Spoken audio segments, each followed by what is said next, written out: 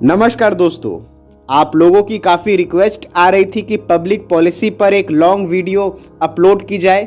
तो आज का ये वीडियो एक लॉन्ग वीडियो है। तो आपसे यही रिक्वेस्ट है, यही निवेदन है कि अंत तक बने रहें। साथियों, आज के इस वीडियो में आप जानेंगे कि लोक नीति को लागू करने में कौन कौन से चरण होते हैं, कौन कौन से स्टेजेस होते हैं, और साथ में आप जानेंगे कि लोक नीति को लागू करने में हमें कौन कौन सी बाधाओं का सामना करना पड़ता है, यानी कि कौन कौन सी चुनौतियां या कौन कौन सी प्रॉब्लम्स को हमें फेस करना पड़ता है पब्लिक पॉलिसी को लागू करने में। बात की जाए लोक नीति निर्माण के चरण, यानी कि पब्लिक पॉलिसी मेकिंग में हमें कौन कौन से स्टेजेस का सामना करना पड़ता है, उन्हीं स्टेजेस के बारे में, उन्हीं चरणों के बारे में हम जानेंगे। तो सबसे पहला है समस्या की पहचान करना, यानी कि प्रॉब्लम आइडेंटिफिकेशन। उदाहरण के लिए मान लीजिए कि एक गांव है जहां पर स्कूल जो है बहुत दूर है, यानी कि बच्चों को पढ़ने के लिए बहुत दूर जाना पड़ता है। तो यहां आपने एक समस्या की पहचान की कि यहां पर हमें स्कूल की जरूरत है, हमें यहां पर एक विद्यालय चाहिए। तो लोक नीति निर्माण करने में सबसे पहले हमें जरूरत है कि हम एक समस्या की पहचान करें, क्योंकि हमने अपने पिछले ही वीडियो में पढ़ा था कि लोक नीति का काम ही यही है कि ये जनता द्वारा जो समस्याओं का सामना किया जा रहा है उनका समाधान करती है। तो ठीक इसी प्रकार से यदि सरकार चाहती है कि लोगों की समस्याओं का समाधान किया जाए, तो सबसे पहले जरूरत है हमें यह समझने की कि आखिर समस्या है क्या, और उसी की पहचान करना लोक नीति निर्माण की सबसे पहली स्टेज कहलाती है। नेक्स्ट, नीति निर्माण, यानी कि यहां पर हमने समस्या की पहचान की। अब हमें चाहिए कि हम उस समस्या से निपटने के लिए, उसके समाधान के लिए हम कौन सी नीति का निर्माण करते हैं, यानी कि यहाँ योजना बनाने की बात हो रही है, प्लानिंग की बात हो रही है कि हमें मान लीजिए स्कूल बनाना है, तो वहाँ किस प्रकार का हमें स्कूल बनाना है, किन किन संसाधनों की जरूरत है, कौन कौन से रिसोर्सेस हमें वहाँ चाहिए, इन सब के लिए हम नीति निर्माण की प्रक्रिया में आते हैं। यानी कि ये मोटे तौर पर हम कह सकते हैं कि ये प्लानिंग से जुड़ा हुआ है। नेक्स्ट है लोक नीति को लागू करना या लोक नीति का क्रियान्वयन, यानी पॉलिसी मेकिंग प्रोसेस। अब यहां पर आप लिख सकते हैं कि लोक नीति का निर्माण सरकार की सबसे महत्वपूर्ण गतिविधियों में से एक है, क्योंकि यह देश के नागरिकों के जीवन के प्रत्येक क्षेत्र को प्रभावित करती है। लोक नीति निर्माण में दो प्रकार की संरचनाएं प्रमुख रूप से भाग लेती है। पहला है सरकारी तंत्र और दूसरा है गैर सरकारी तंत्र। यानी कि पॉलिसी मेकिंग प्रोसेस में लोक नीति को लागू करने में इन दोनों का एक महत्वपूर्ण स्थान होता है, इनकी एक महत्वपूर्ण भूमिका होती है।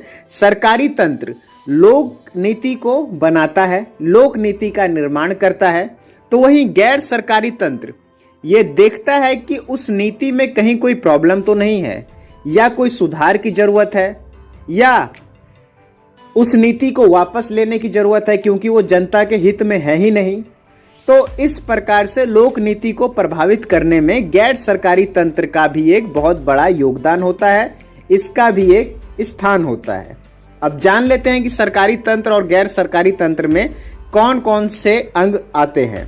तो सरकारी तंत्र यानी कि सरकार में सबसे पहले सरकार के 3 अंग, जैसा कि हम सभी जानते हैं सरकार के 3 अंग विधायिका, कार्यपालिका और न्यायपालिका।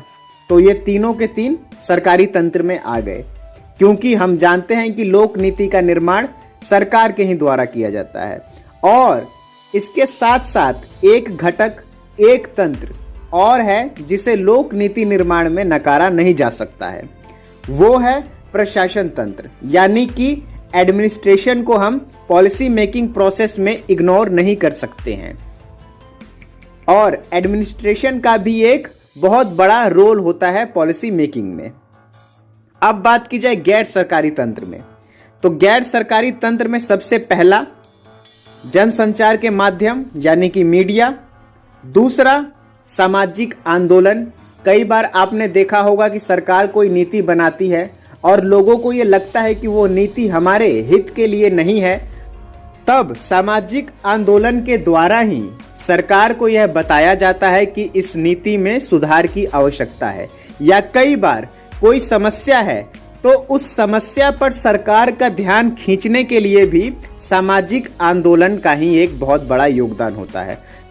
यानी कि यहाँ आप समझ चुके हैं कि सोशल मूवमेंट्स के ही द्वारा हमेशा सरकार तक जनता अपनी बात पहुंचाती है, सरकार का ध्यान उस समस्या पर जाता है।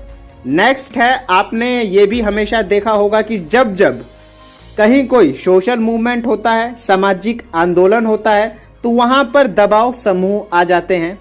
तो नेक्स्ट है दबाव समूह।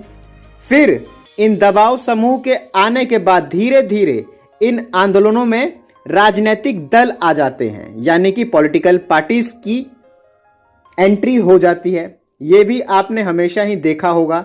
नेक्स्ट है लोकमत, यानी कि पब्लिक ओपिनियन। और आखिरी है अंतरराष्ट्रीय एजेंसियां, यानी कि इंटरनेशनल एजेंसीज।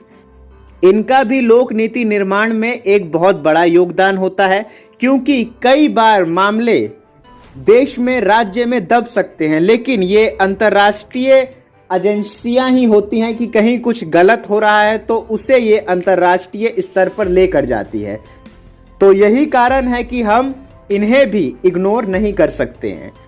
नेक्स्ट स्टेज की बात की जाए तो वो है विभिन्न विकल्पों की खोज। यानी कि हमें कोई स्कूल बनवाना है, जैसा कि हमने स्कूल का एग्जाम्पल लिया, तो उस स्कूल के लिए हमें फंडिंग कहाँ कहाँ से मिल सकती है, कहाँ कहाँ से हमें आर्थिक सहायता मिल सकती है या लोगों द्वारा सहायता मिल सकती है, यानी कि लेबर के लिए, या हमें स्थानीय लोगों से क्या सहायता मिल सकती है। तो ये सभी विकल्पों का खोज यहाँ पर की जाती है कि इस नीति को लागू किया जाए तो हमें क्या क्या सहायता, क्या क्या ऑप्शंस हमारे पास मौजूद है। और लास्ट है नीति को लागू करना, यानी कि सभी स्टेजेस को पार करने के बाद, सभी चरणों को देखने के बाद अब आखिरी है कि इस नीति को लागू किया जाए। तो यही है लोक नीति निर्माण के चरण। नेक्स्ट बात की जाए लोक नीति को लागू करने में कौन कौन सी बाधाओं का सामना करना पड़ता है, यानी कि हमें किन किन प्रॉब्लम्स को फेस करना पड़ता है। सबसे पहला है आवश्यक वित्तीय संसाधन, क्योंकि कई बार नीति को लागू करने के लिए हमें वित्तीय संसाधन की जरूरत होती है, बजट की जरूरत होती है, और कई बार वो उपलब्ध नहीं हो पाता। दूसरा, विभिन्न विभागों द्वारा आवश्यक डाटा एवं सूचनाएं उपलब्ध न होना, यानी कि कई बार सरकार कोई नीति बनाना चाहती है लेकिन जो डाटा है, जो सूचनाएं हैं, वो सरकार तक नहीं पहुंच पाते हैं। ये भी लोक नीति को लागू करने में, लोक नीति के निर्माण में एक बाधा उत्पन्न करती है। नेक्स्ट बात की जाए राजनीतिक हस्तक्षेप, यानी कि कई बार राजनीतिक हस्तक्षेप के कारण भी ये भी एक तत्व है जो लोक नीति के लागू होने में एक अड़चन उत्पन्न कर देता है। नेक्स्ट है जन सहयोग का अभाव, यानी कि कई बार लोक नीति को लागू करने में जनता का समर्थन नहीं मिल पाता है, जनता का सहयोग नहीं मिल पाता है। तो ये भी एक बड़ा कारण है लोक नीति के लागू करने में एक बाधा के रूप में। नेक्स्ट बात की जाए जो कि एक बड़ा कारण है, वो है शक्ति का केंद्रीयकरण, यानी कि कई बार शक्तियों के केंद्रीयकरण के कारण भी लोक नीति को लागू करने में अड़चन आ जाती है। तो इसी के साथ दोस्तों हमारा ये टॉपिक यहाँ पर खत्म होता है। आपको निष्कर्ष भी लिखवा दिया जाए जिससे कि ये टॉपिक आपका पूरे तरीके से कंप्लीट हो जाएगा और आपका एक बार दोबारा से रिवीजन भी हो जाएगा। तो निष्कर्ष में आप लिख सकते हैं, लोक नीति से तात्पर्य उन नीतियों से है जिनका निर्माण सरकार के द्वारा समय समय पर लोक कल्याण, लोक समस्या का समाधान एवं लोक आवश्यकताओं की पूर्ति हेतु किया जाता है। अर्थात लोक नीति के केंद्र में लोक या जनता होती है। लोक नीति को सार्वजनिक नीति भी कहा जाता है। साथ ही लोक नीति के निर्माण में सरकारी तंत्र तथा गैर सरकारी तंत्र का एक महत्वपूर्ण योगदान होता है। इन दोनों की अपनी अपनी भूमिकाएं होती है जिसे नजरअंदाज नहीं किया जा सकता है। तो यही था साथियों पब्लिक पॉलिसी। आपके मन में कोई भी क्वेश्चन हो, सजेशन हो या कोई भी डाउट हो तो आप नीचे कमेंट कर सकते हैं। इसी के साथ एक बार फिर से आप सभी का बहुत बहुत धन्यवाद।